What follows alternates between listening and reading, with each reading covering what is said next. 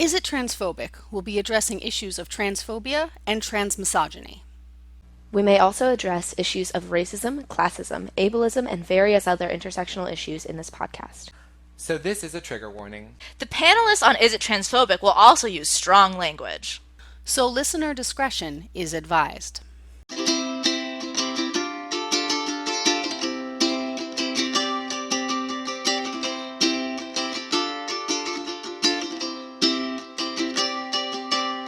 Hello everyone. Sorry we've been away, and thank you so much for sticking with us. We took quite a bit of time off, and we're looking to potentially take a little bit more. Is It Transphobic is figuring out what a quote-unquote season system would look like rather than regular updates as we have had them. For now, we have a few episodes we're going to release right now. You're listening to one of them. And this one was requested by one of our donors on Patreon. You can go to patreon.com/isitransphobic. And thank you so much for those of you that have, and for those of you who are willing to stick with us, even if we're not putting out content every single week, month, etc., etc. It helps us keep the websites that we have hosting. We have bought isitransphobic.com. We're going to be putting that up very soon. It's just a matter of getting it built so that it looks and feels good for everyone going to it. That said, like I say, this was requested. I'm not sure if the person wanted me to mention them by name, but if you're listening, know that you are loved by us, and we really appreciate it. But this is for the Chilling Adventures of Sabrina Season 1. Now, at the time of recording, I was friends on Facebook, but hadn't actually met MJ Kaufman, who I'll talk about in the review that we did. MJ is one of the staff writers on CAOS, is how I'm going to refer to it for right now, just for quickness. But yeah, I can say after we've recorded this, I've met MJ, and they are just a fantastic person. Haven't talked to them about Chilling Adventures yet, and I gotta tell you, we're still very honest about our opinions on the show. I am not going to necessarily hold back. I did have some issues, but now after meeting MJ, I can say, yeah, MJ is a delight, and I'm still excited for the next season, even though I had my issues with this one. We're also raising funds until March 1st for my show, Generation Lazy, which you can go to generationlazy.com for more info on that. We're also going to be putting a little ad in the middle of this episode so that you can hear a little bit more about it. But it's going to be a really fun time, and I won't take up much more of your time right here, but enjoy our review of Chilling Adventures of Sabrina. Hello everyone, thank you for joining us on the Is It Transphobic podcast. My name is Ashley Lauren Rogers. I'm the creator and producer, and I use she, her, or they, them pronouns, and today I'm being joined by... Bear Spiegel, I use they, them pronouns. And I am Sawyer Gaines, and I use she, her pronouns. Awesome. So today we're talking about the Chilling Adventures of Sabrina. I was stoked that this series was coming. Same. I used to watch the old show with Melissa Joan Hart. I've been watching so much of it. That was a really good It honestly series. aged really well. Yeah. Like, it's still really funny and not offensive, and like... No, it holds up. Anyway, Yeah. I'm curious what you like. Were you excited about it when you heard about it? Is this something that it was just like, oh, okay, I guess this looks like fun? What? As with most Netflix adaptation shows, I'm cautiously excited. They've been like, getting all better, though. Like, they've been, I don't know, Castlevania was cool. Castlevania was cool. I have mixed feelings about Castlevania, but That's not the topic. That's yeah. not the topic. Anyway, We'll talk about that later. So like I was cautiously optimistic. I shouldn't have been. But I was excited. I was excited for a dark Sabrina. Yeah. I was a little bummed when I found out that Salem wouldn't be talking. 'cause That was let's what's the point of having Salem if he doesn't Yeah. talk? Well, okay, and before I go into this, I will say spoilers ahead of time, just because we're going to be talking about the entire season that's out. Yeah. So, I mean, in order to do that, just know we're going to spoil the season for you, probably. Yeah, so, yeah. That said, they kind of hint that maybe these beings can talk at the end. I don't know Well, if you then picked they that better. up. Yeah. Yeah. 'Cause, No, I agree. Well, I think like because it was supposed to be like a more edgy Salem, but like also like a more badass Salem. Because like one of the first like big scenes that you see from Salem is that he like takes like a demon thing down, Right. Yeah. like hard, and like turns into like a weird monster thing. Although in general, I don't think they utilize Salem enough in these No, two I agree with episodes. you. I Like agree they with used you. him 2 or 3 times, and I was like, why did we? Yeah, why Why even Why bother? did we Yeah. bother with him? Like, I just like I kind of like this Salem, but at the same time, and I was once I knew okay the cat's not gonna talk, I said okay I'll leave it alone, that's fine. But the thing that got me was like he kind of talked in the beginning and it was like Sabrina. yeah, Yeah, he had like Yeah. the whisper thing, Right. That just never came back. yeah. Well, it kind of did, not with Salem, but with that one character. Oh, the one that's Yeah. that like hard. What's her name? Because Madam Satan, but what's her? Yeah. Is it Hardwell? Yeah. Hardwell, yeah. Miss Yeah. Hardwell or something, whatever. Mhm. Yeah, and she has her whole whatever. She has her like bird thing, her like Yeah. crow, and like Right. yeah, that talks to her, I believe. Yeah, and the crow verbalized to the audience as well at the very last moment, and then she killed it. Right. Yeah, exactly. Right. Yeah. So it's proven that they can talk. Right.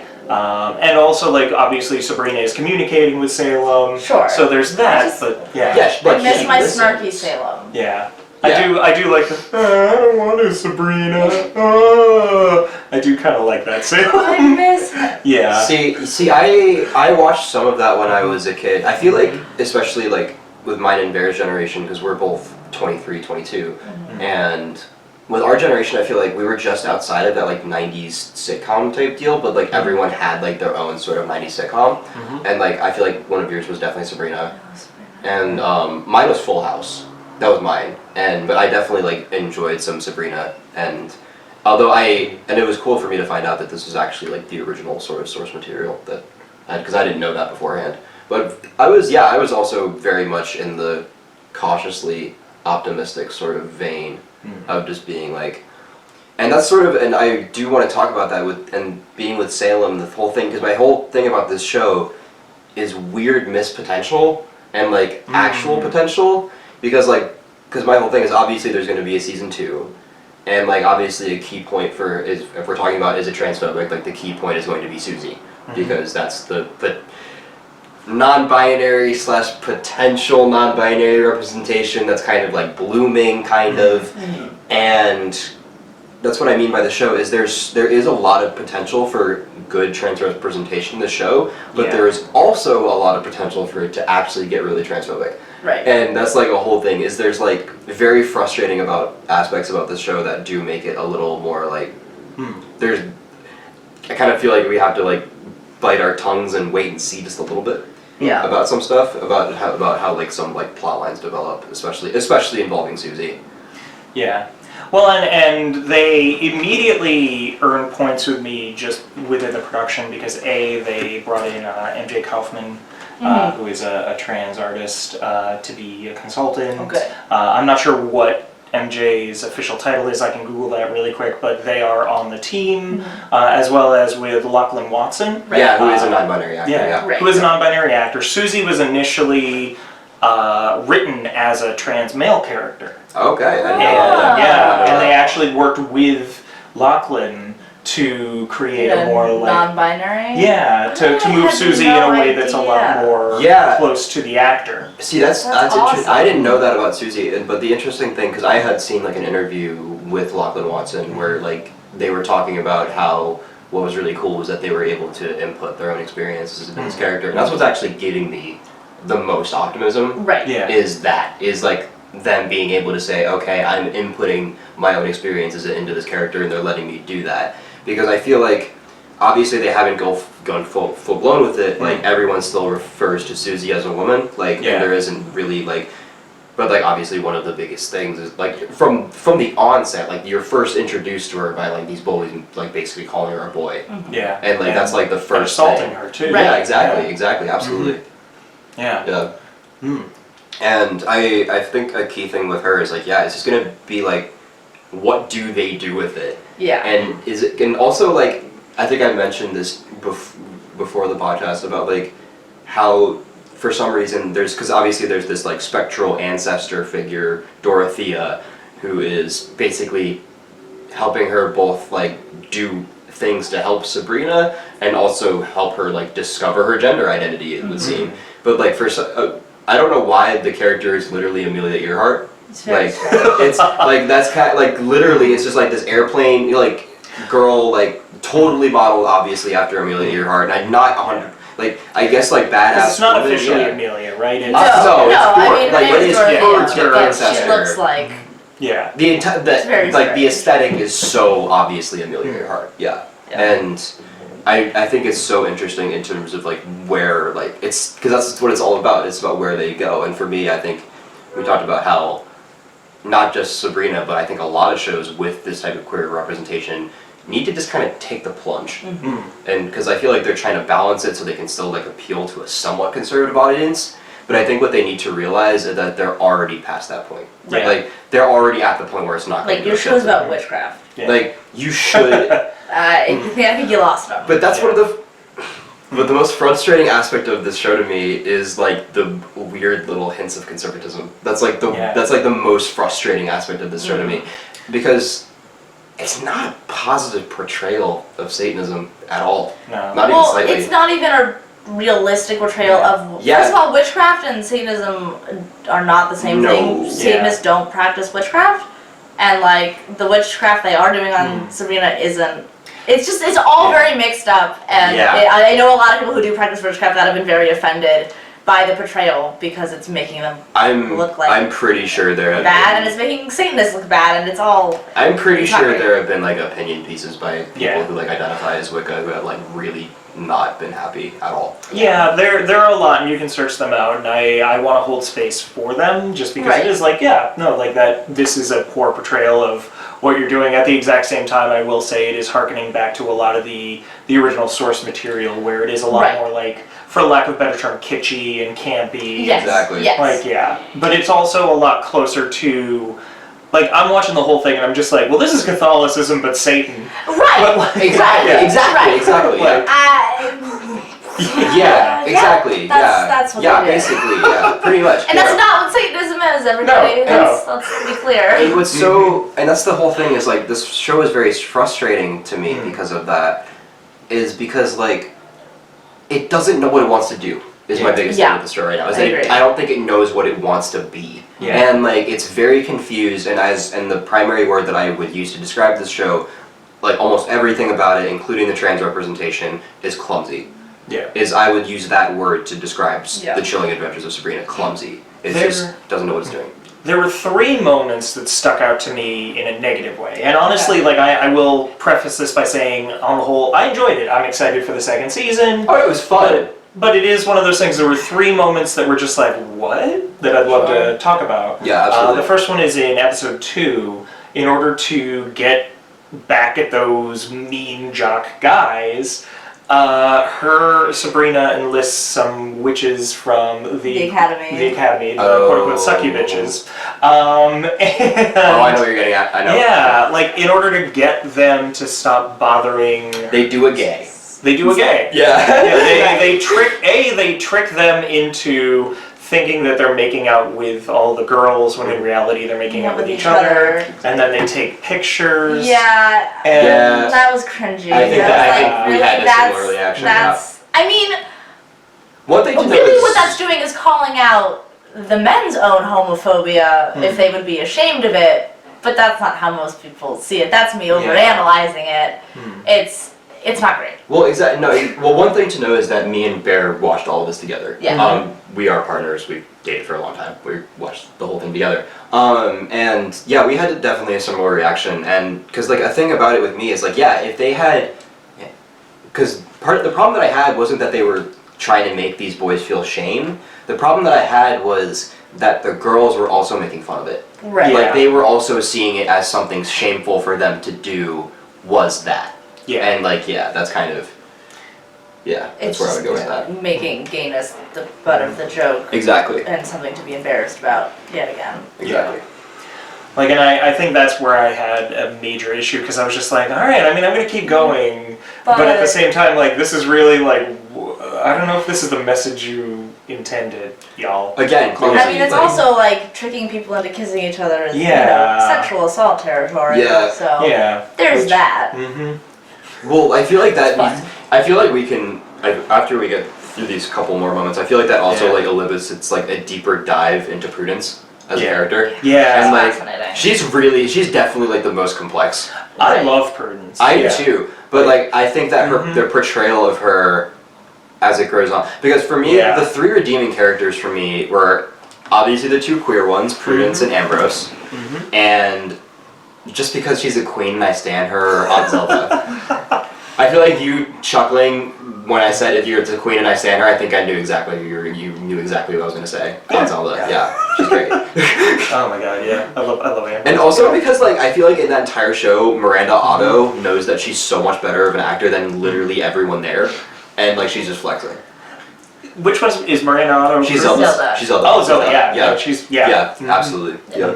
I loved, just to kind of like tangent, I actually really loved the aunts. Once again, I had that, like, I have to move past the fact that the other aunts kind of nailed it the first time. I know. I must like I don't. Yeah. I miss. I It's miss hard their because like the camaraderie. thing is we shouldn't be comparing Sabrina the Teenage No. Witch to Chilling because It's literally they're a based different off of story. two different comic It's literally books. a Yeah. different story. But it's hard not to because Yeah. just it's the same characters Yeah. and like when you become attached, it's hard to not be upset And I about think it. like people underestimate like But how actually culturally significant like Sabrina the Teenage Witch was as a TV Absolutely. series. It was actually like Yeah. a really like culturally significant Yeah. thing for sure. well, because Melissa Joan Hart was culturally significant throughout all of the 90s. Oh, absolutely, Like, absolutely.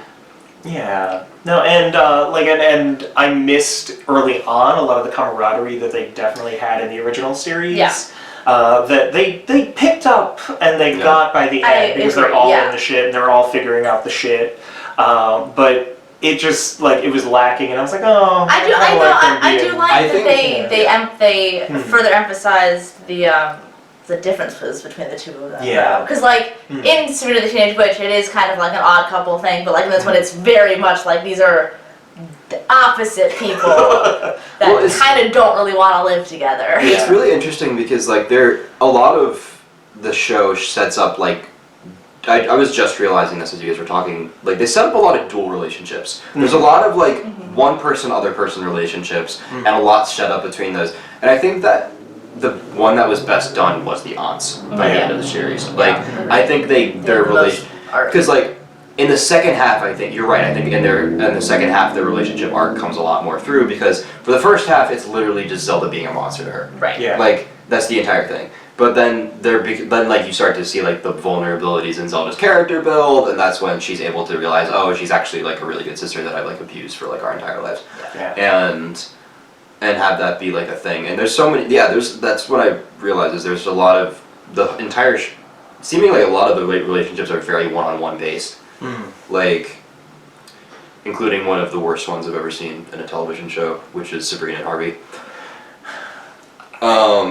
I wanted to like them. Like I feel No. like there was so much in almost the throwback. Of Harvey is the feeling. worst. Yeah. Harvey is the Yeah. He's worst. so boring and And bad, and here's- his face doesn't change. Here's my view of Harvey. Harvey is the nice guy version, the nice guy borderline incel / like borderline Mormon missionary version of James Hurley from Twin Peaks. Okay, I don't know Twin Peaks enough, which is a thing so- that we should well, cover. he's the one. Yeah. He's the one that Yeah. he's like the Yeah. man in the show that everyone hates. He's like, oh, he's just so frustrating. Yeah. Because I just think he's so- Barebones' character, I liked that like I liked that they were kind of creating a character that is trying to figure out masculinity. I agree with that. That is definitely like a cis dude. He knows he's a cis dude, Right. and he's trying to understand Yeah, but then masculinity. they killed off the one person that could have helped him with it. Well, and that's the entire Like, thing. what the fuck? That's the entire thing. No, that's my entire thing about that. Because if they wanted to do that with a person, they should have done that with the brother. Yeah. The brother was so much better. Than Harvey. The brother was The brother way more was interesting way and better. way better actor. Way better. Harvey. Yeah. So the second problem that I had, Great. so like the first problem was the gay thing. The second problem was the hanging of Prudence and like just the optics of it. Like that whole thing. It was just like, okay, I get what you're doing, and it's multiple people being like strung up by Yeah, these ghosts, but it was but, just like, like, what oh, those optics. Yeah. Oh, I didn't. Yeah, that's Yeah. not. I didn't realize that. Ooh. Oh yeah. Yeah. Now that I think about it, absolutely. Yeah. Absolutely. Like that's just like a thing where it's just like, all right, I think maybe the test audience just wasn't catching that too. Right. It was like, yeah, it was just But, like, Yeah, that's. I just feel like that was somewhere. I feel like that. I'm not gonna presume, but to me, that maybe like belies like, or maybe reveals like a lack of diversity in people of color in the production and directing staff. Like that. I mean, there are POC actually, and especially like, Okay. the showrunner is Roberto Aguirre Sacasa. Okay. Okay. And like it is still one of those things where it's like, okay, someone like there are multiple people, and I'm not sure why no one saw that. So yeah, Yeah, someone because for me, it did- just takes like one person someone to be didn't like, see it. let's not. Like, what if? Yeah. Like, yeah, what if we so did? someone just Like- didn't catch it. Yeah. Yeah. I don't know. That scene feeds into one of my main criticisms of like the plot in and of Yeah. itself, which is that at a certain point, especially in the middle of the show, the plot just becomes events and like plot developments to lead to Sabrina's next badass moment, Right. to lead to Sabrina's next like mic drop. Like, there's like, I don't know. There's like. Sabrina's such a frustrating character. Like, she's so frustrating. Cause like, cause you know, like literally the whole show, me and you are just watching her just being like, just tell him boy bye, and Right. go to the church Go be a of Satan. witch. Just go be a witch and just do it. What are you doing?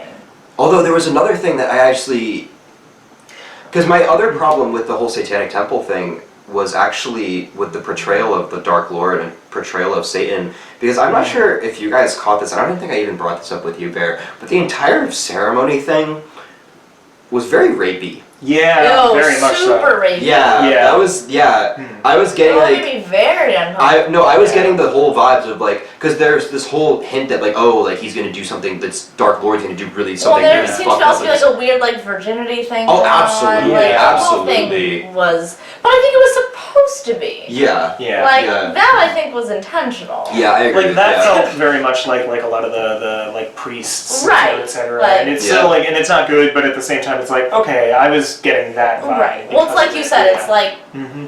Catholicism, but make it Satan. Yeah. You know? Yeah. Like, like that's what they did. Yeah. Yeah.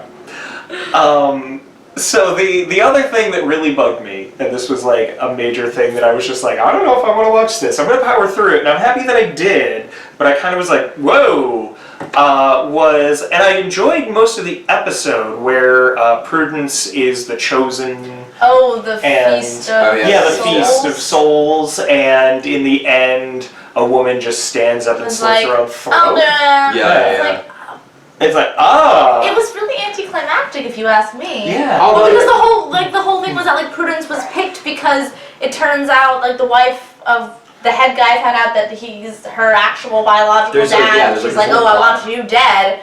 And then Yeah. it's like the whole, like that's really important. And so then to end it just being like, well, this random person's gonna kill themselves so we can eat them anyway. Like problem solved. It's like, Yeah. wait, but we should address. And like none of that has been addressed Yeah. yet. Yeah, that was And I- weird that the extent to which they didn't fully address like Blackwood's wife having an entire murder plot of like a teenager. Right. Yeah. Like, Like- that's a thing. Like that, and just the whole, like, I don't know, just having that moment. And I'm not one that's like, oh, you can't show X, Y, and Z on camera, you shouldn't do this. Like, I'm not like that, but at the same time, there's something about a person just, like, out of nowhere and just like specifically showing, because they showed her like. Oh no, that was graphic. It was It was a graphic. little like, gratuitous. It was Jesus, graphic. like, I don't know why? how necessary Yeah. it was. Yeah. And like that's the thing is like, because my whole thing with graphic violence is I don't at all mind graphic violence, but there needs to be a point to it. Like Yeah. if like, and like for me, it can't just be like, oh, we're showing a lot of blood because it's blood, but with that character, I don't even like because there was like I feel like for the entirety of the ceremony, she was like they kept shooting coming back to her being like really antsy about it and how like she really wants to and she's been doing. And like I feel like they were really trying to set up like, okay, this woman's gonna do something crazy and just do this whole thing. Mm-hmm. Also, like, can we just like I didn't realize this until we had just mentioned it with the whole murder plot, but like of course like why is black women having another plot against another black woman? Yeah. Yeah. And like one of the like two, because I think in terms of women of color in the show, it's Lady Blackwood, Prudence, and Roz Roz's grandmother. And one of the other sucky bitches. Yeah. Yes. That's just what I'm going to call them, because Yeah. I admittedly don't remember their names. Yeah. But yeah, there was another one, and I think that they do an okay job as far as, like, they definitely have characters, and those characters are complicated. I think my main thing is I don't think they know whether they want this satanic organization that they're all a part of to be evil or not. Yeah. Exactly. And they kind of make the decision, like they don't really make the decision to even say some people are evil, some people are good. Like, Right. it's just kind of like, well, we're all evil, but no, But you should not feel for us really. being evil. It's like, wait. Yeah. Yeah, exactly. Their messaging with it is like they don't know what they want They to do really with don't it. know It's what just they want. like, and if they are gonna do that from the full perspective of them being villains, I don't want that. I think that would be a really bad decision. I think it'd be really, really boring to see. Absolutely, and I think it'd be really basic and like really like. I mean, unless they're like all gonna turn against the church, Yeah. make a new church. Because I mean, there's There a you lot go, of Netflix, you're welcome. there's a lot of Send me a check. there's a lot of like mystery to like there is a lot of mystery to be set up too. Obviously, the primary one being like Sabrina's parents, specifically her Right. dad, and whether or not he's a bad guy or not. I feel like it's a huge part of this is like there's like hints that her dad is actually like a weirdly bad person. Right, like there's something iffy about Like the the dad. relationship between her parents. Yeah. Are you annoyed that millennials are being blamed for the death of napkins, diamonds, personal submarines, Applebee's, Toys R Us, and every other industry? Do you or someone you know have crippling debt, no time for anything because you work multiple jobs but still can't seem to catch a break? Do you search the internet for symptoms to see if you need to go to urgent care rather than schedule regular doctor visits? Well, we don't have easy answers, but this play may be up your alley. Generation Lazy is a satirical comedy about the economy and the millennial or give me generation. Margaret Chatterley is a 30-something-year-old woman living in a tent in her parents' backyard, holding down 2 minimum wage jobs and 1 internship, and is utterly convinced she's dying. Whether from the stress or the absurdity. As Margaret struggles to get enough hours and pay to justify her existence, she may just take some drastic measures before society slowly crushes her. Generation Lazy is happening April 9th through the 12th at 8 p.m. at the Tank, and that's right in New York City, right on 36th Street. We're also raising money until March 1st to help defer a lot of the production costs so that we can bring this to you and so that we can pay the wonderful people that are helping us to put it up. Not only that, but because Generation Lazy is a fiscally sponsored project of Fractured Atlas, which is a 501c3 charity, contributions made payable to Fractured Atlas for the purposes of Generation Lazy are tax deductible. If you want more information as well as to purchase tickets, visit generationlazy.com. That's generationlazy.com. If you want to find more information, including more information about our director, Emily Rose Parman, our producers, myself, as well as Laura Fox, you can check us out at generationlazy.com. That is generationlazy.com. The music from this ad is Dreamcatcher by Kevin MacLeod. You can find more at incompetech.com. So let's talk about some things that we liked about the series, because I just focused a whole bunch on like these 3 issues. I want to just throw out one more negative. Yeah, please. For Yeah, the, yeah, for the go for it. racism component, which is oh come on, What? blind, wise old women of color. Oh yeah. That's It's such a a trope. that's It's a a massive trope. Specifically blind, like very old, very wise woman who has like for some reason it has like some clairvoyance, and like and I'm in the entire blindness component with like the sight with the Roz's family is really Right. weird to me, and I'm not a fan of it. Like I'm just not a fan of them. I'm just not really a fan of the trope of using disability, specifically blindness, because that's the most common one, as like this sort of like all-seeing sight eye, or like this Right. breakthrough into like, I don't know. It's really weird. I mean, Netflix had Daredevil. And Yeah, then they true. canceled it, so I guess they got to make way for another Daredevil. True. Like, you know, not to be reductive, but at the same time, it's just like, all right. Yep. It's like, yeah, maybe that's why they canceled Daredevil. All right, but yeah, we can do good things. Yeah. Good thing. There are good things. Absolutely. It Yeah. looks amazing. It does look amazing. Aesthetically, I'm a big fan. Huge fan. If it was a visual without any dialogue, I would like it a lot more. And if we're talking about the racial stuff, Prudence is amazing. Black goth representation. Queer goth Yeah. representation. Exactly. It's great. It's really good to have that. Especially because there's the whole like massive subset of the community of like paleness and goth, and like having that be like a thing, and that's like really gross and messed up. And like there is actually like total like, oh, black people can't be goth, and that's like the That makes dumbest thing ever. What? Yeah. Yeah, it's a huge thing right now, and I'm like, Yeah, it's completely different. Okay. But yeah, no, she's great. Yeah. She's why great can't they wear representation for black that. clothes? I don't understand. Yeah. Also, Ambrose's outfits are incredible. Ambrose Ambrose. I love Ambrose. Ambrose is also one of the best like acting performances on the Absolutely. show. Yeah. Ambrose is He great. gets Like he actually has some of the most So- like emotional variants. Absolutely. My big problem with if you can't tell, I don't really like the show that much. I think It's actually funny. I like actually the think that idea of it, and I like some of the plot points, but like you said, it's clumsy. Most of the dialogue is horrendous, It's horrendous. and most of them It's so cannot bad. act. Almost Oh, God. everyone just has like, mainly Sabrina and Harvey just have the same face plastered on for everything. and it drives me nuts. So like Ambrose is really refreshing because I'm like, oh, a variety of emotions on Yeah. your face, acting, amazing. Ambrose knows what he's in. Yes, He gets yes, it. he gets I it. think Oh, there's he's like like there are the other only one- actors I like in it, but Ambrose gets it. No, Yeah, he's the only one who really he knows knows what what he's he's doing, doing there. Like he Yeah. knows his purpose. Like he's the only character I feel like that's mostly although he had that whole thing about like the dead guy that he thought was a warlock, and they kind of dropped that. Yeah. I was like, so are there witch hunters? Is Harvey True. family witch hunters? They keep like bringing. That's another problem I have with this show is they bring up things like for a couple episodes and then drop it, and I'm like, if you only have 10 episodes, maybe don't try to bring everything up. Also with Harvey, they Do it. did. Also with Harvey, they did like the obvious like abusive, hypermasculine dad trope, but I feel like they had no depth to it whatsoever. Like more I things have we a like. hard time feeling sympathy for Harvey. I completely agree with you. Like I know I'm supposed to, but especially now that his brother's dead, I'm like, Yeah. No, the brother, yeah, and like, but with, yeah, no, Ambrose is great, and I think that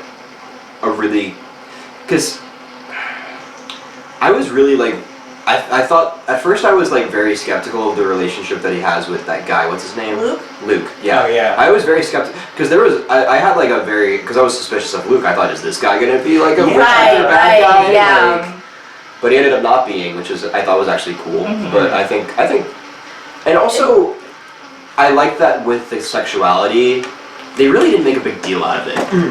Right. It wasn't this No, thing. it'd be great to have like just a healthy gay relationship on the show that like isn't a thing. It's just like this is a thing, but it's not a thing. Also, Yeah. also like they're getting to the point where it's like borderline like hypersexualizing queer people as like a thing. Because like what are the most like aggressively queer scenes? It's literally orgies.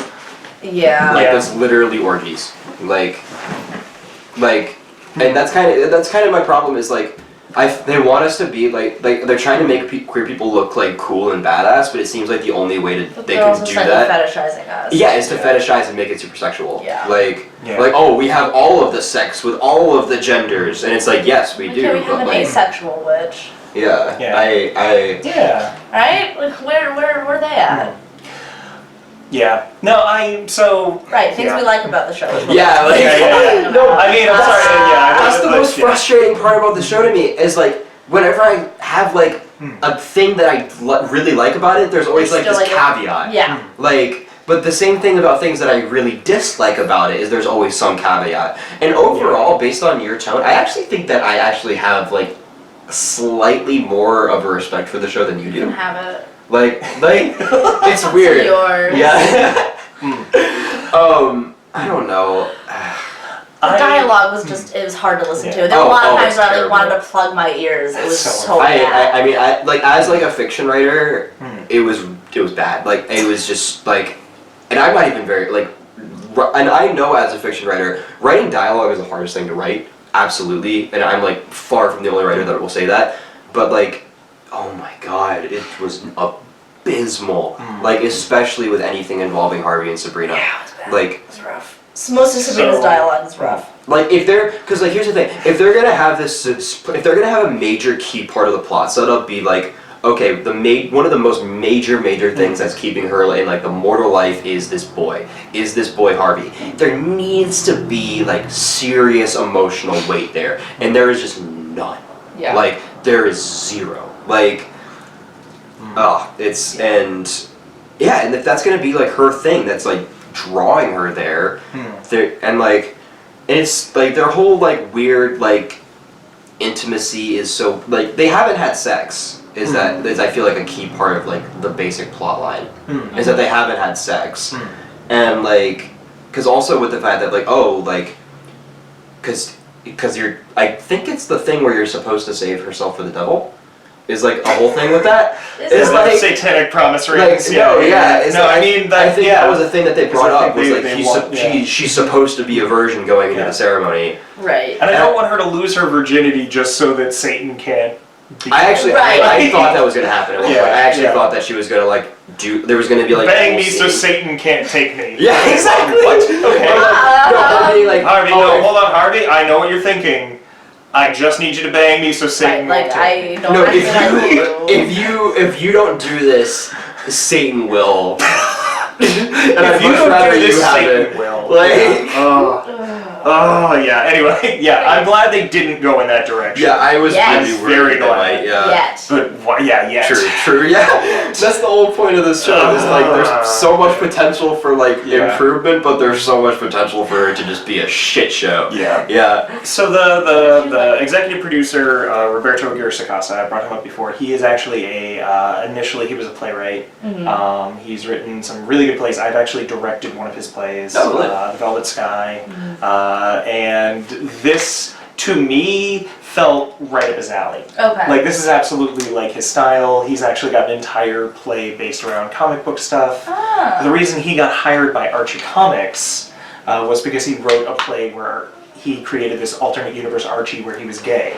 I have heard about that. Yeah. And so they were like, hey, we're gonna sue you for this. And then they're like, hey, you want a job? Which is like the best. That's honestly, the dream. like that's a great. I love that story. But he's also written for comics before Archie. He wrote for Sensational Spider-Man. He's written for television for Big Love. He's just like a really sweet guy too. But it is one of those things where it's like, I didn't love a lot of the dialogue myself either, but at the same time, like, I saw what it was going for. I saw what it was, like, it was creating a specific style. And that style is this sort of, and this is true about the entirety of the series, there's this anachronism to it that I think at times is at odds with itself, but at times works really well. I agree. Like, you notice that most of them don't have cell phones, they don't call, they don't, like... It's very unclear what the time period is. It's great. And I'm like, a fan of yeah, and also like the music choices, and I feel like the sound design, the costume design is fantastic, and especially because everyone's as costume design should be. Their clothing tells you a lot about who they are as a character, which is important in a 10-episode season. Yeah. Well, that's the thing is I agree with you. You get very strong impressions of all of the characters before any of them say a word. Oh yeah. Yeah. Like That's just because I think character design, it's great. aside from Harvey, is great. No, even his character Bash design, on Harvey, like okay. Look, for what he's supposed to be, he's designed perfectly. Yeah. I don't know. I don't Like- think what's Yeah. his face? Ross Lynch, is that his name? I forget. I Yeah. think so I don't know. What's He he doesn't. He was a look Disney guy. Yeah. He was And that's like all the he actor looks that like plays to Harvey me. was a Disney guy. Yeah. Mm. And I can't separate that. Mm. And I'm just like, you don't. I don't know. I just don't like him. That's okay. Boys are dumb. Well, because there's the other like who's the witch boy again? Like Nick Scratch. Yeah, Nick Scratch, and like Oh, yeah. He's also a fuckboy. I don't like him either. no, I know because I know some people who are He's shipping written them. better, but he Yeah. still sucks. I know some people who are shipping them, and like I realized Him that and like, Harvey? No, Nick and Sabrina. Oh. Oh, okay. I mean, a Nick Oh, and Harvey. alright. That. I would go for Nick and Harvey. Nick I and would go for that. Harvey. No, Yeah. Nick. Yeah. Honestly, my ultimate would be Nick and Harvey, and then Prudence and Sabrina. Yeah, that's 'Cause, great. Like I thought, like Netflix! Where are you? Netflix, you're writing the wrong series. Hire make us. it more gay. That's More just More gay. gay, more gay. What do the kids want? More gay! I don't understand what this note means.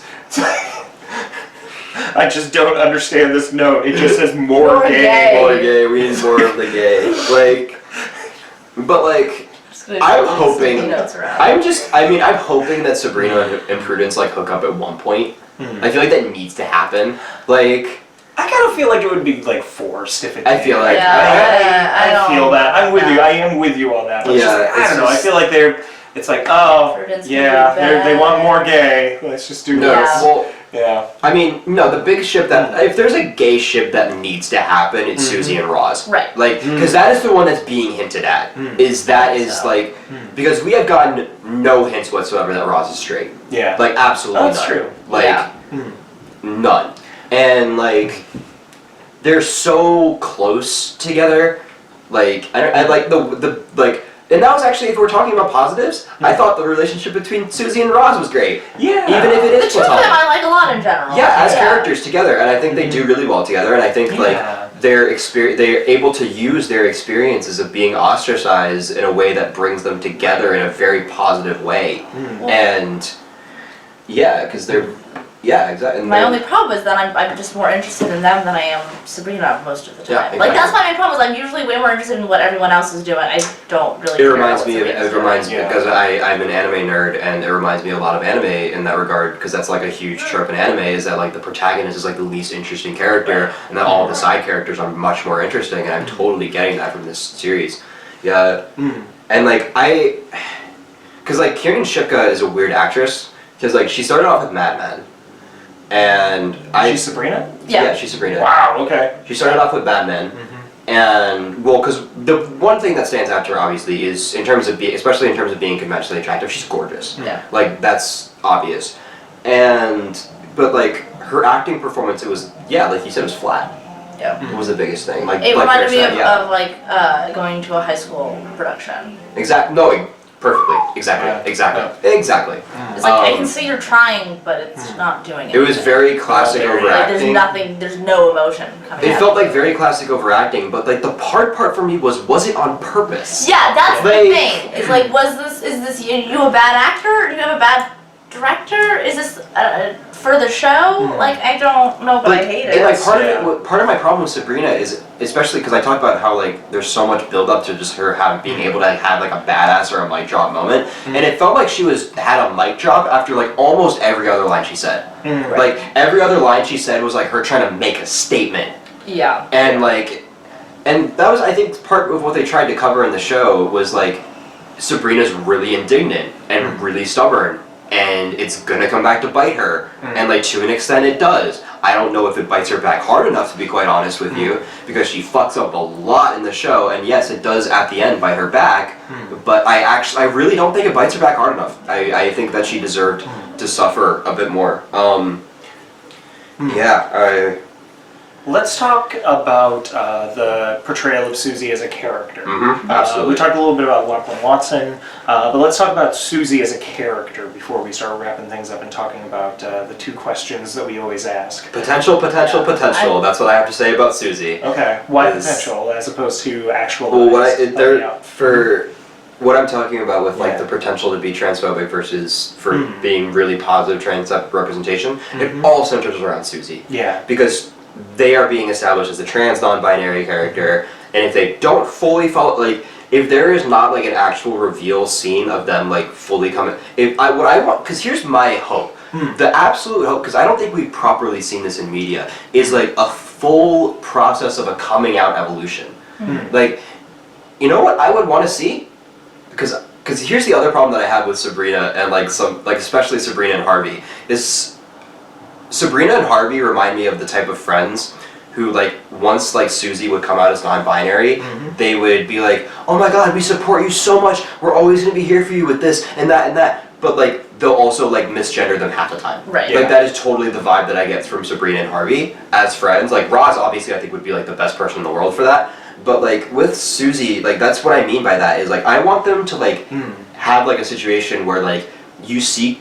I want to see a scene of Susie confronting them and being like, hey, I want to use different pronouns. Like, I would love to see that. That would be great. But at the same time, like, I don't want, obviously, like, I don't want them to be, like, self-congratulatory for it. Like, I don't want, like, this to be, like, the Netflix equivalent of the Rainbow Oreos, where it's just, like, they're just, remember, you know what I'm talking about. Capitalism. Yeah, exactly. Like Rainbow Oreos? No, Yeah, there was, like, pride. no, there was, like, Oh, there was, like, an wait, ad, there was, like, an ad thing about, like, it was like gay, It was a gay like pride Oreos, season. like it was like different colored Oreos as a rainbow. Exactly. The rainbow, not Yeah. like the cream itself was all 6 colors. Oh my god, That that'd would be terrifying. disgustingly.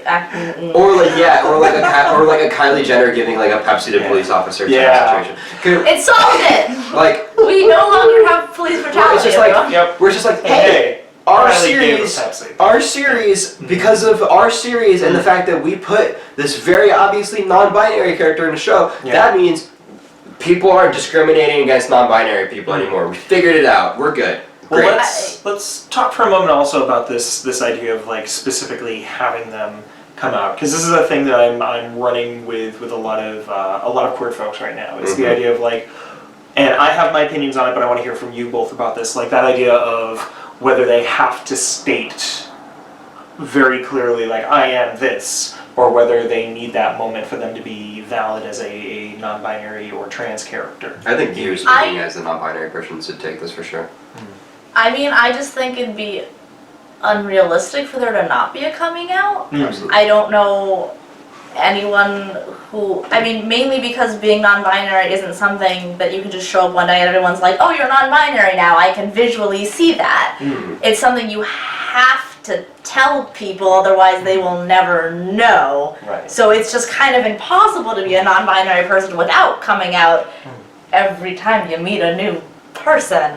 So like as much as I would love for them to just be able to be like, yep, that's who this person is now, and we're all casually using they, them pronouns, it'd be really unrealistic to me. I'd be like, this is not real. Like, Absolutely. there has to be a moment where like, I think it's important for Susie to have a self-reflective coming out on their own, and then probably, I imagine, a confident coming out with Roz, and then a bigger one, because that's how, at least most trans and queer people I know, that's how we did it, is we figured it out on our own, then we told maybe one person, and maybe a couple other people. Like, I would like a very realistic coming out, like you said, coming out evolution. Exactly. That's And then exactly realize what that especially most queer people, but especially non-binary people, we do have to come out every single, we have to choose whether we want to come out every time we meet a new person. It's, do I make a scene and tell you what I want to be called so my feelings don't get hurt, or do I just let it go so that I don't have to use any mental energy? I would love to see her struggle with that, honestly. Exactly. I would love Like to see this, her struggle with especially that. because they seem to live in this small town of ambiguous time.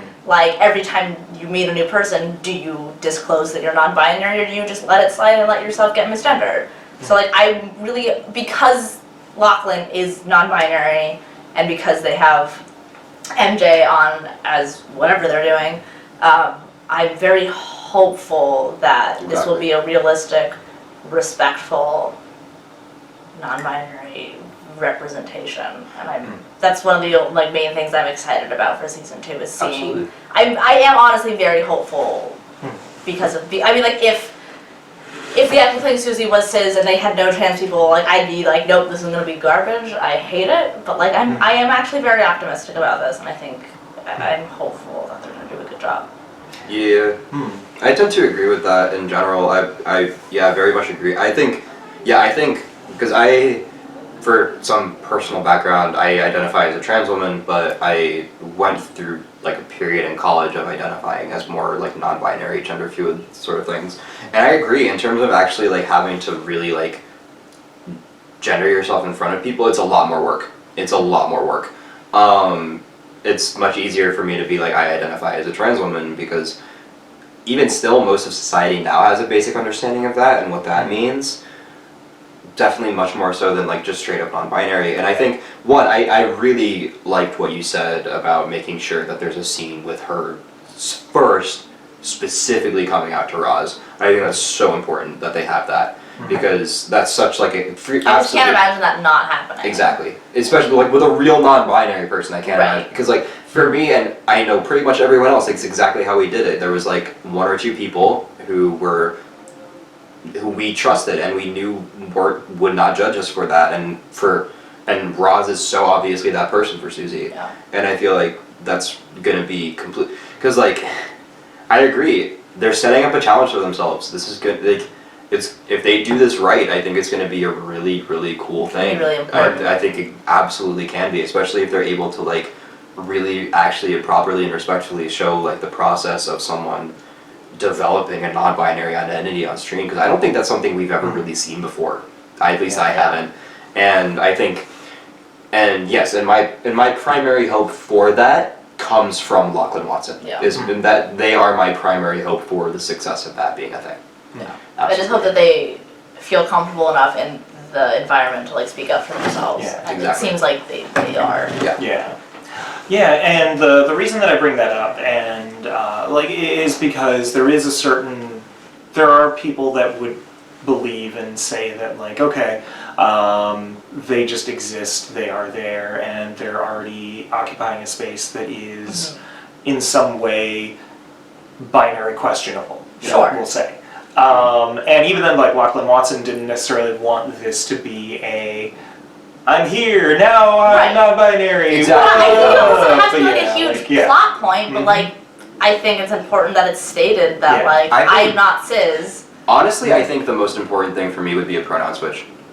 Midway through the show, I think if there is actually like a couple episode arc or something, even of like just like like this person this character Susie developing new pronouns and like wanting to be addressed that way and having there be like a sub story arc behind that, I think that's really key. Although I'd also be really down with them just being like, I'm non-binary and I'm still using the name Susie and she, her pronouns, because that's also super valid. So like, I'm interested to see what they do with that. If being non-binary is gonna be a whole thing, are they gonna change their name? Are they gonna change their pronouns? Because they don't have to by any means at all. So like, that's what I'm really fascinated by is like, you're right, they are already living as themselves and who they are. Like, it doesn't have to be a big thing. Yeah. But I feel like I'd like it to be a thing. Part of the thing with Dorothea, though, I feel like, is that they're on the cusp of living how they want to be, but there's like their anxieties are holding them back. Yes, Susie definitely still seems very uncomfortable in the way that they're living. Well, they're timid, Right. exactly, and they're trying to remove that from themselves. Well, and the reason that I'm firmly in the camp of you absolutely have to state, yep, this character has to state in general, like not just Susie, but in general, like it's the same problem that I'm having with Deadpool in the Deadpool movies, where you're like, oh, Deadpool's pansexual. But like, if show me, say some like, Ryan Reynolds can talk about it all he wants off screen, but like until you do it in the movie. Well, I've heard that he wants that. I've heard that he wants that. He does. Is that it's not because of him that's not happening. That he's actually the one that's pushing for that to happen. But it's that thing. It's the Dumbledore's gay, and it's like, yeah, well, it's not in there. And honestly, you can't if it's not say that retroactively. if it's not in the source, if it's not in the source material, and I know that there's a lot of other things that we can talk about with Rowling, but like, you mean the literal queen of retconning everything about her lore? because that's what she did recently. Because that's all she does is she just completely rewrites her own. Yeah. I'm sorry. We have had many. whole I've had many a rant about this. But the reason that you need to it needs to be stated is because if those outside of us Yes. see it and it's not stated, it's not there, it's not physical, then we are ignored. Right, and it it's goes looked over at as- people's- Yeah. Oh, it goes no. over, well, I mean- willfully, in some ways willfully, it goes over Right. their heads. They argue, nope, that's not true. It's never stated. Mm-hmm. And so you literally have to kind of like hang a sign that says, like, queer motherfucker. Which, if anyone would like to make me that T-shirt, I will absolutely wear. I would like a neon sign. That's a Let's huge. do That's a that. huge thing with Yeah. musicians. That's a huge thing with musicians. Specifically, the artist that comes to mind for me is Sufjan Stevens, because like he has some lyrics in his songs that are so explicitly gay, but then like, there's a massive like amount of his fans who are like, nope, they're just fictional Can't be stories. gay. And also the primary one that I would say in terms of fame is Tyler the Creator. He released his Flower Boy album. There's an entire song called Garden Shed, literally called Garden Shed, named after a closet, where the entire song is him rapping about basically spoken word, talking about not being able to come into his own and come out as himself, and like be like he has like these like Is Tyler the Creator queer? he's gay. I know nothing Yeah. about He's him. gay, Yeah, he's queer. He's queer. I had no and idea. like, well, because he came out as queer on this album, and like, people were ignoring it because like because a huge thing that he addressed in the song was that like no one takes him seriously when he actually talks because everyone expects everything that he says and does is a joke, and like. So and there was literally people who were thinking that him coming out as gay was his next like joke in 2017, and it's just like no, if you actually like listen to like what he's really saying and be able to like even imply things to the ever so slightest degree that they're not hit over the head, and that's like one of the most frustrating things about like cis and straight people who like in their analyses of like queer people in media is like they're so like we don't want to be hit on the head with all of this, like just keep it out of our faces, but if we do make it subtle, then That's it's just not like there. It's then, willfully or unwillfully ignored. yeah, exactly, Yeah. exactly. So let's talk a little bit more about the way they use Susie in the series, because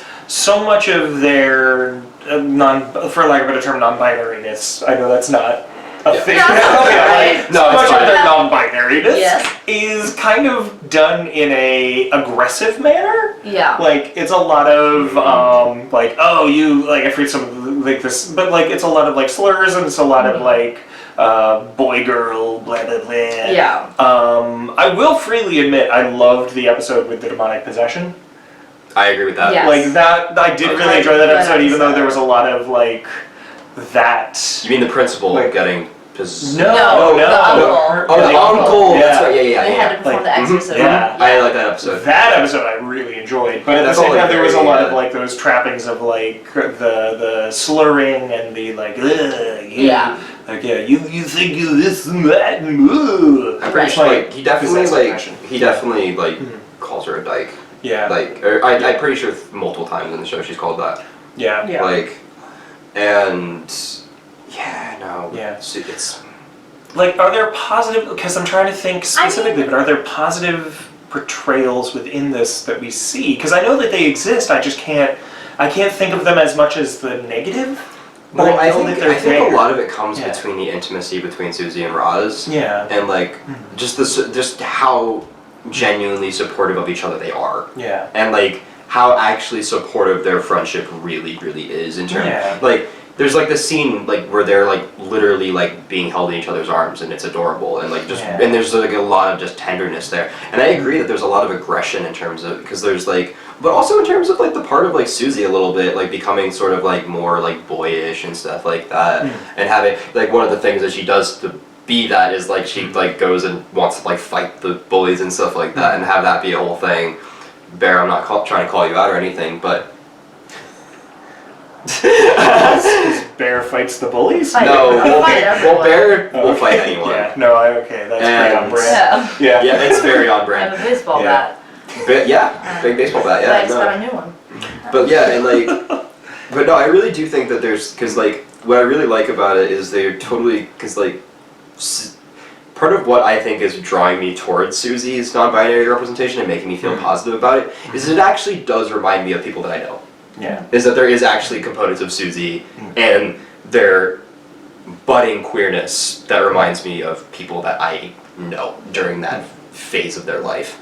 And I think that's a really cool, like specifically how they're going for like the more like adventure boy sort of aesthetic.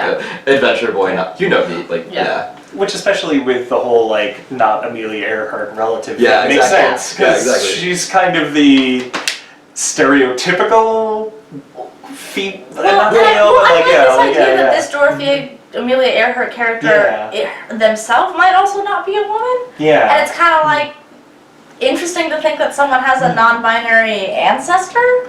So like that's kind of what I've been feeling, and I kind of like that is if they have like a blood ancestor that can like help them through this gender discovery, like rather than like. I think that's special, something we don't ever get to see because like very few of us have family members that have. I will say help the us with absolute worst thing that I think the show could do with that.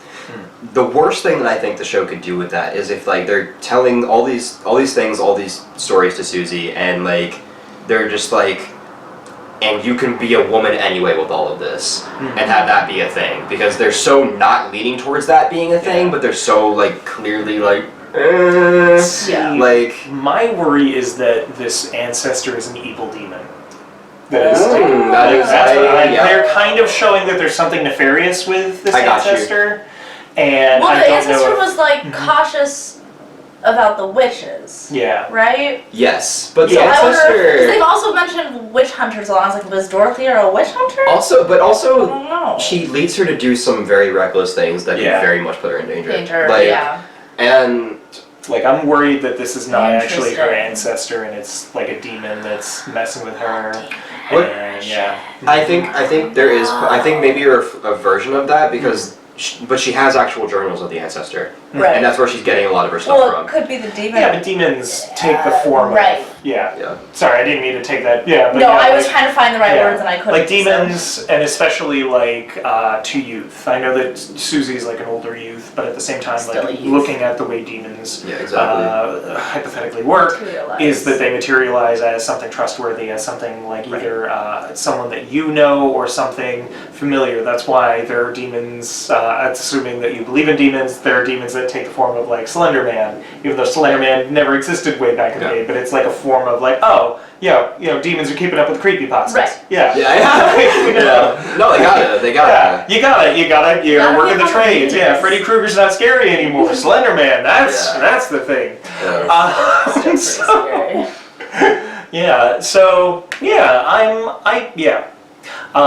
That's my worry with that. I think, especially with that, it's like, okay, just be like good. But I love the idea of her having this ancestor also because it shows that non-binary people exist. Exactly. It's not just a trend. Exactly. And like if like this person whether it was stated verbally or not. Like if this person didn't have like a term for it at that time, that doesn't matter. They were still embodying that. Yeah. Trans people have existed before we started talking about it. I'm hoping that like the ancestor's like, and I know that the ancestor has spoken a little bit, but it's just like it takes on the old like affectation, like, non-binary. No, that's a good chat there. Yeah, well, let's talk about non-binary things. It's like 40s newscaster. I love her. Awesome. I mean, because that's gonna be one of the most important, like, because Susie's gonna get like a male like Boltzmann messenger hat, right? Like that needs to happen. Please let that happen. I hope so. Like she gets like the little hat, like the messenger. Cap? Yeah, the Newsies cap with the messenger bag. Like I'm here for that loot for Susie. Yeah. So the other, actually, did y'all see the Christmas episode? I did not. We did not watch the Christmas episode. Things happen with Susie. Susie there's actually a really good but bad moment in it where Susie gets the part of the elf in Santa's village. Okay. But Santa is a creepy pervert who turns the children to wax, the people who are his elf. What? It's very fucking weird. Like Susie has wanted this part forever because it's like a one episode antagonist thing. Like, yeah. Okay. Gotcha. There are multiple antagonists in there, and honestly, I forget most of that one. Like I remember most of the series because I was really into it. The Christmas episode, I was just like, alright, we didn't the background. Really... But it was just like I remember Susie really wanted this part, and part of it is because it's a magical Christmas elf. It's Sure. this like Genderless thing. genderless thing, and I know, yeah, like, yep. But at the same time, like Susie That's got still it. even that is And a then little bit Susie like got encased in wax. You know, Yeah, like you do. Like it's happens the. to us all. I was gonna say this feels like it's a very specific non-binary It's a issue. Just people classic trying to non-binary encase you in trope. wax. It happens almost every day, Yeah. I gotta say. It's just yeah. It's just something you gotta deal with. Yeah. glad I'm not in that boat anymore. So okay, now that I've committed that to a thing that people can search for, let's ask the two questions we always ask at the end. Did you know that actually House of Wax is actually an extremely transphobic movie? True. An extremely non-binary phobic movie. So are you telling me that we need to watch House of Wax for the podcast? I'm not Are we watching talking? Wait, are we talking the Paris Hilton version or the one before? Oh, clearly No, the Paris only the Hilton. Paris Hilton Clearly the version. Paris Hilton It's the only one that matters. So excited. Okay. Let me just- So, Chilling Adventures of Sabrina. Yes. The two questions we ask: is it enjoyable and is it transphobic? Let's start with: is it enjoyable? You can rate this like 1 to 10. You can make a noise that exemplifies how you feel about it. However, you need to express: was this enjoyable? I mean, Bear, we've made a lot of noises that we express how we feel about the show. Well, do you want to go first? I think my noise, because I mean, for the is it transphobic? No, we're not on that Not there question. yet. Okay, Not there okay, yet. good, yeah, okay. Yeah. So Is it enjoyable? Pay attention. So creepy. Yes, okay, Spooky, creepy door. there is completely super enjoyable. I would say it's enjoyable. I would say it's absolutely enjoyable. Like, if you want something fun to just binge watch, I think it's good for that. And I also think it looks absolutely amazing. Try not to put any stock into the dialogue. It's terrible. It's kind of hard, but it's what a And- TV show is. Okay. Hey, TV is a visual medium. Because that like there's Yeah, I'm with you. there's things there's good things and there's things that are absolutely terrible. And if I had to give it a number, I would actually probably just give it like straight up 5. Like, Okay. I would give it like a straight up 5, Yeah. right in the middle, maybe a 6 if I'm being generous. So for those who are watching the video, and you can, if you're watching it right now live, or if you subscribe to our Patreon at patreon.com/isitransphobic, donate just $1 a month and you can get these videos. You may have noticed that Bear kind of made a face. I might have made a face. Was it enjoyable? I wanted it to be. Bear, I was with you watching it the Yeah, whole it time. was You a- Let enjoyed it. them speak. Yeah, rude. Just saying. It was a chore to get through. I- Binge watching is a bad idea. It's not gonna work. You need to watch something in between to remind yourself of what good dialogue sounds like. Oh. I'm sorry. It was tough to get through. I'm hoping the second season is much better because I agree. it hurt my head sometimes. No, it was more like a 4. But again, like, it looked so good, and the thing is, like, because it looked so good, and there were the 3 or 4 people that gave great performances, like, I'd still say it's worth it. Like, I can't say it's I can't all either. bad, Yeah. but was it enjoyable? No, it was a little painful. It was a little bit of a slog. Like, It was a little bit of a slog. hard. I just felt like I had to finish it.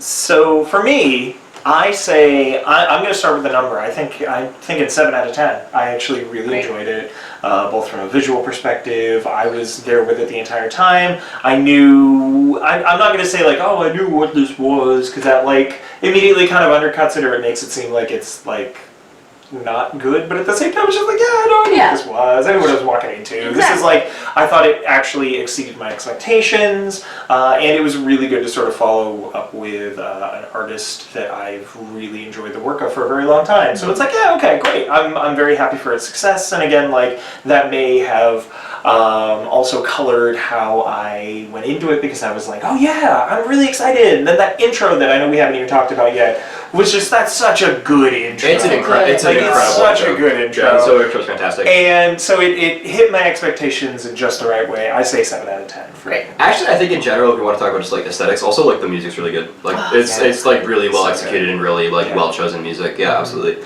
It's also amazing. As much as I've like bashed it, and there were those Oh, moments, and I can't like, give it like any more than a 7 just because there were those moments. Anything that involves like production value, like production value type stuff, it's very very good to flawless. Yeah. Like Yeah. anything that involves the production value type stuff is very good to Yeah. flawless. It's just where it falters is the rating.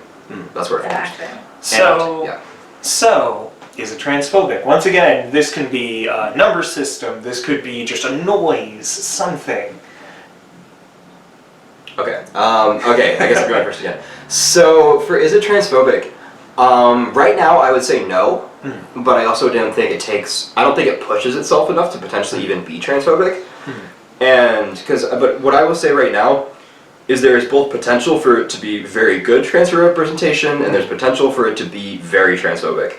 And it's all going to center around like what we were talking about just before this with Susie, how they do that character's arc, how they do like how they do that character's arc, and how people respond to that character's arc too. And I think it's going to be something that they have to take a lot of care with, because I think that they are treading on thin ice, but it's also thin ice that could potentially lead to something very fruitful.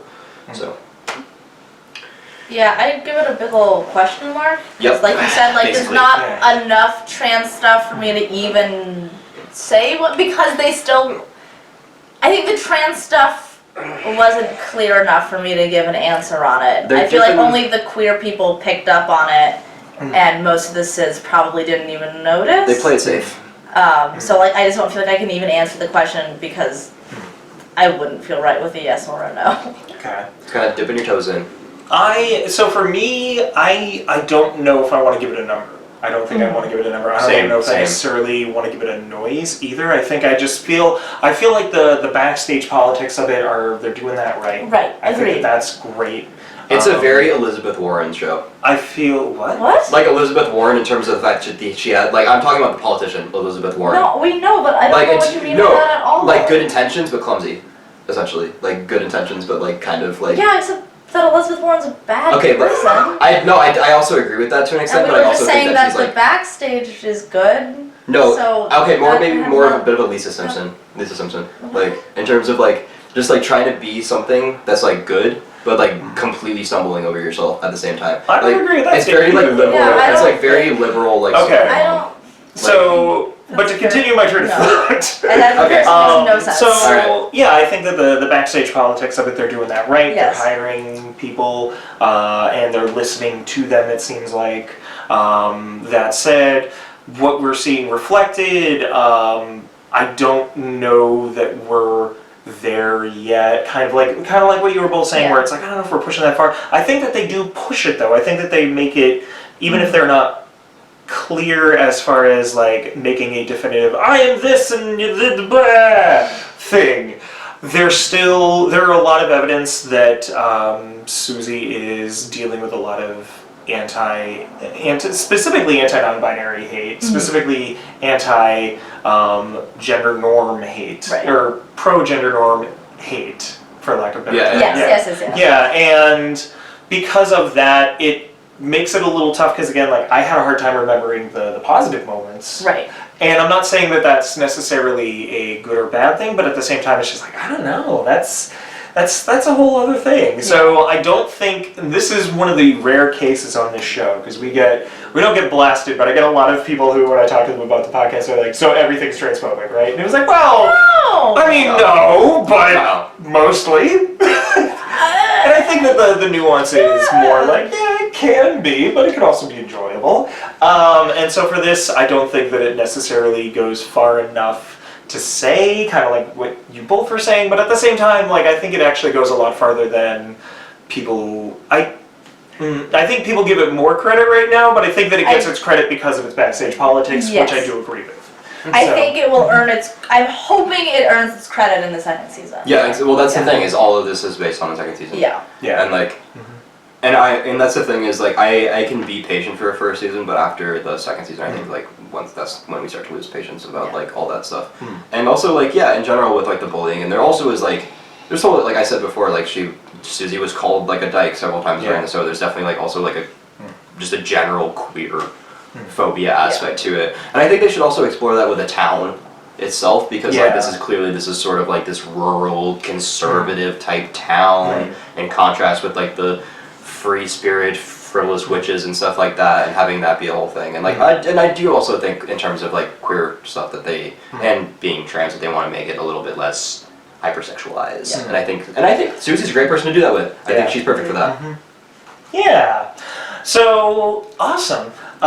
Let's wrap this up. Tell people how to find you online if you want them to. If not, just, that's fine. Yeah. All right. If you're promoting anything, that's great. If not, just,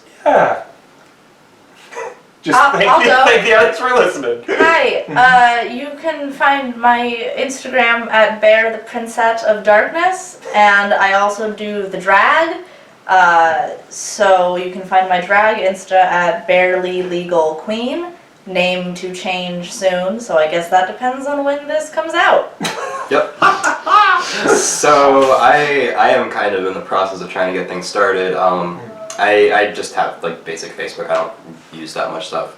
Facebook sort of gains, whatever. But for me, I'm trying to get back on my feet in regards to writing some stuff and figuring out some stories. And actually, if people like my contributions to this, I'm maybe trying to start a blog of my own at some point, and trying to figure out some more specifically about music and movies and anime. But definitely trying to maybe start my own little thingy-mobopper, but I have no idea what that's gonna be like. So cool. Stay tuned. Stay tuned for Sawyer Creativity. Let us know. We'll promote you.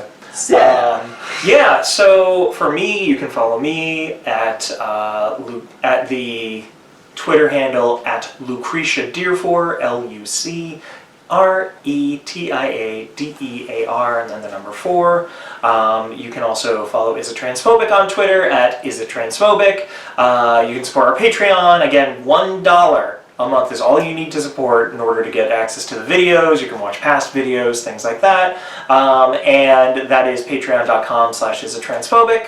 And finally, I'm doing a show in April. Yay. It's awesome. I'm actually doing multiple shows. I'm fascinated by how the next 3 months are going to go. But yeah, we're doing Generation Lazy in April at the Tank. That's a show that I've written and my friend Laura Fox and I are producing. It's all about millennials and how they kill all industries. You're welcome. Oh yeah. Never have the energy, but are so lazy. Generation Snowflake. Yeah, we're murdering everything, and they wonder why we're lazy, why we're Generation just can't get anything else done. I'm also working with Honest Accomplice Theater for a show in March. I think we've settled on a title, but I'm just going to say just look out for that in March. I love them. Yeah. I love them so much. They're wonderful. Actually, that's how we met. It is. Yeah. Through Honest Trans Accomplice. 101. Yeah. You should also check out Trans 101. Yeah, the Trans Featuring Literacy us. Project is what it's called on YouTube. I'll try and get a link in the description. I probably Yeah, they met through that. I'm just Bear's girlfriend. Yeah. That's all you are. That's what I'm here for. That's how I should have introduced myself the entire show. Awesome. Bear's girlfriend. Great. So let's end it by doing something visual so that the people on Patreon are getting something for their money. Yeah, something visual. You can't see it unless you subscribe. Awesome. Thank you so much. Thank you so much for watching. That's the visual you We get love of gay. you all. More gay. You just get more gay. More gay for your buck. That doesn't work. That's fine. Alright, that's fine. Oh, thank you both so much. Thank you. This is great. Yeah, I feel like this I'm is a sorry very that, classic post first podcast thing, but I gotta go to the bathroom. Yes, absolutely. So, yeah. All right, cool. Thanks, Bear. I am so mad that I can't find anything right now. Anyway, yeah, it's fine. I'll figure it out. I feel that. Mm-hmm. What a cute place you got, by the way. Thank you.